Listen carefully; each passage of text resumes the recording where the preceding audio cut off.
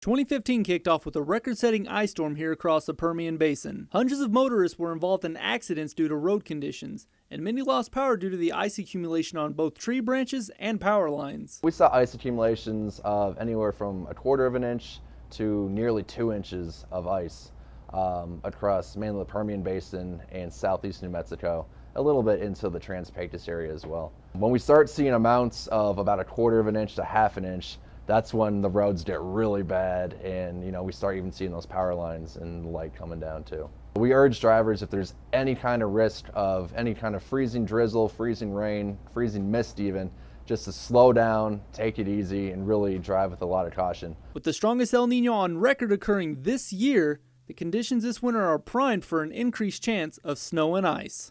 As take a look at our winter outlook, because of the strongest El Nino that we've seen on record this year, we are expecting below average temperatures here during the winter months across a majority of West Texas. Now, when you couple that with the precipitation outlook, we're also expecting above average precipitation rates here for the winter months as well. So anytime you get cooler temperatures and above average precipitation rates, the risk for both ice and snow will be increased here as we look across the winter months. We had a couple ice storms last year and the last winter that were pretty significant. The ice is going to form. We can't prevent that, but the brine will help us move the ice off the surface of the road.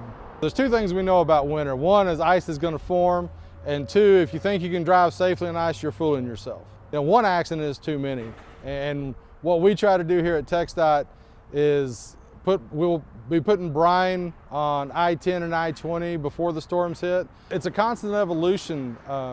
We always are trying to learn things. We're always trying to get better. But as I've said, we can't beat Mother Nature. The ice is going to form, it's going to be out there, and we want people to keep that in mind. Our number one priority is to keep roads open, so it's very unlikely we'll ever close a road, but that doesn't mean it's a perfectly safe trip to go 70 miles an hour on. You have to drive with conditions. And anytime there's snow and ice on the ground, you have to take that into consideration for how you drive. You need to take extreme caution and avoid driving if at all possible whenever there's snow and ice out there. It's just not a safe situation. It only takes a little bit of ice to put you into some kind of slide or spin. TxDOT is advising those who may be on the roads this winter and holiday season to use caution. Their main advice is to slow down, give yourself plenty of space to stop, don't slam on your brakes, and remain weather aware. Reporting for News West 9, I'm Storm Tracker 9 meteorologist Damien Lee Lotus.